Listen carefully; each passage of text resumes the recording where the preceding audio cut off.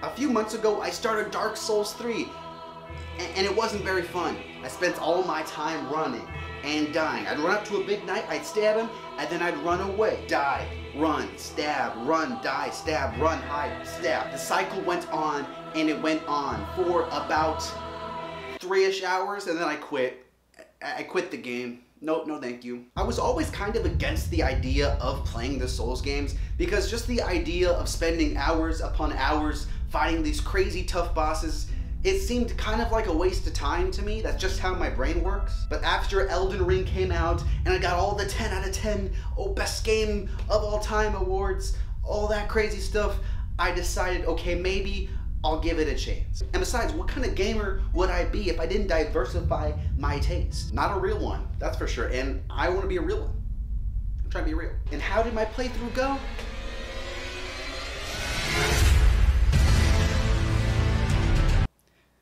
Fine.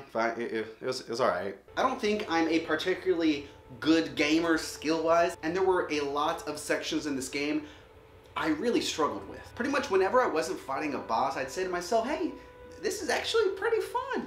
We're just running. Two. Heal. That's it. This game sucks. I hate it.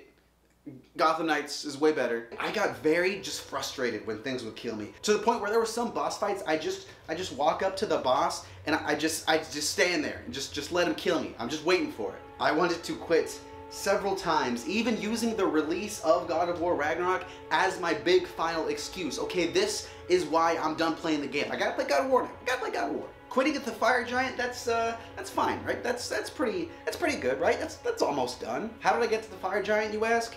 Luck, maybe, pride, maybe a tiny bit of skill, just pure determination. And that is exactly what happened. I stopped playing Elden Ring the night God of War Ragnarok came out, and I didn't play it again for like a good 3 months. But when the journey of Kratos and his son came to a conclusion, one of my friends just kept bugging me about getting back into Elden Ring. And you know when someone's being like, they're just bugging you, they're just poking you over and over again, and you kind of just oblige them. You kind of just like, okay, just shut up, just and anything, shut up. So I jumped back in, and honestly, was not having fun. Was having probably even less fun than I was the first time. Doomed to get squished by the fire giant for all of eternity, it felt like. Until one day, I don't know how it happened, I blasted my hype music, gave myself a good old bleed respec, and somehow by just the miracle of just the All-Father, I guess,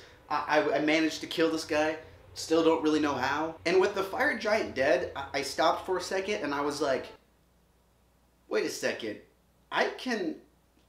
maybe I can beat this game. Godskin Duo? Wasn't that bad. Once I found out the big dude couldn't roll over like a 3-foot tall little surface, money, light work, easy. But then we got to the boss that changed my whole perspective on the game, my whole perspective on life and religion. No, I'm just kidding, that's too much. Beast clergyman, one of those. So I have this friend, right? He's kind of like my Elden Ring tutor. When I started fighting Beast clergyman, he said, oh dude, the first phase sucks. The second phase, way easier. And yeah, he was pretty hard at first, but maybe it was because my friend said the first phase was so difficult and he thought he was pretty tough. I hate to admit it, I hate to say this, I ended up having fun. It was so much fun trying to figure out this dude's moves and finding out which opportunities I had to like get in there, slice him up, you know what I'm saying? I just had so much fun knowing every single strike that could ever come in which combo, which sequence and mathematical Pythagorean theorem, all that stuff. To the point where when I finally killed Malekith, I was a little sad. I wasn't done yet. I didn't say we were done. I still think about Beast Clergyman sometimes. I stare out at the moon and think, I wonder if Beast Clergyman is staring at the same moon I am. That's when I realized this is the gameplay. Dying. Most games, you play to live. Elden Ring, all the Souls games, I'm assuming, you play to die. Killing the bosses is amazing when it happens, but I feel like Most of my time playing Elden Ring was more like a puzzle, slowly understanding the pieces and putting them together to understand each individual boss. Whenever I said, oh, I'm gonna jump on Elden Ring for a second, I was jumping on to die. But as I was dying, I was slowly understanding the puzzle. I was slowly putting more pieces together. Because remember, I'm not good. From here, it all started to come together as a whole, my whole Elden Ring experience. And as I was walking up the stairs, getting ready for Radigan, it felt like the culmination of a journey I don't really experience very often in games. A journey taken by everyone who plays the game, and I think, honestly, it's kind of beautiful. That sounds pretentious. I just called a game beautiful.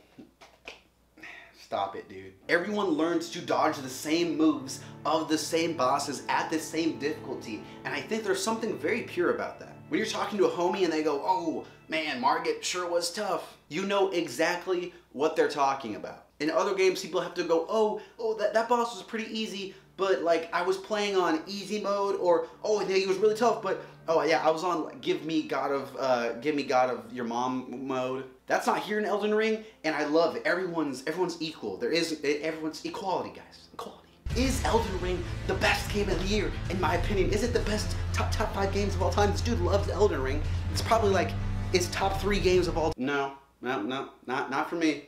Not top 5 or 10 or probably 20, probably top 20. But what it is memorable, and I'm admitting straight up, these kind of games are not my preferred genre. I understand the appeal, I respect the hell out of Elden Ring, I'm glad I played it, but it's just not my genre the same way not everyone plays League of Legends, or not everyone plays, like, I don't know, Club Penguin and racing games. Not that I'm comparing Elden Ring to Club Penguin. Different strokes, different folks. God of War is my game of the year, followed by Stray, and then of course Gotham Knights. Can't forget that one. Just a joke, Elden Ring's number 2. Don't get mad at me. Not everyone has to love every genre of every game, but what's important is to not make assumptions about a genre or be scared off before playing it. Because if you do that, you'll miss out on some really good games and just experiences in media. Elden Ring is a game I won't forget anytime soon. It's a game that people talk about, and I'll probably talk about it too for a really long time. I already met several people after I played the games who were also playing the games, and just the conversations of like, oh, what bosses did you have a hard time? Oh, I thought Margit was tough. I thought Rykard was tough, or something like that. Those conversations are just timeless. I remember a lot of these bosses because I spent several days fighting them, and I just think that's a really cool experience. I respect the hell out of Elden Ring and all the people that play it. You're far better gamers than I am, and I enjoyed playing the game, even though it made me just incredibly frustrated at times. I didn't really follow the story that much because, I don't know, I didn't feel like chasing down all the notes and lore tidbits and things like that. So the story was kind of non-existent for me, but what story was really good and just super unique was just the story of me playing the game, like in my own head. I can tell people, and I hear these stories from other people, oh, I used this sword, oh, and oh, I used this kind of build. Or like, oh, when I fought the fire giant, my strategy was I went around and I clipped his ankles. Or dude, when I was fighting Godric, I got that last blade to take down the last of his health. Oh, super clutch play.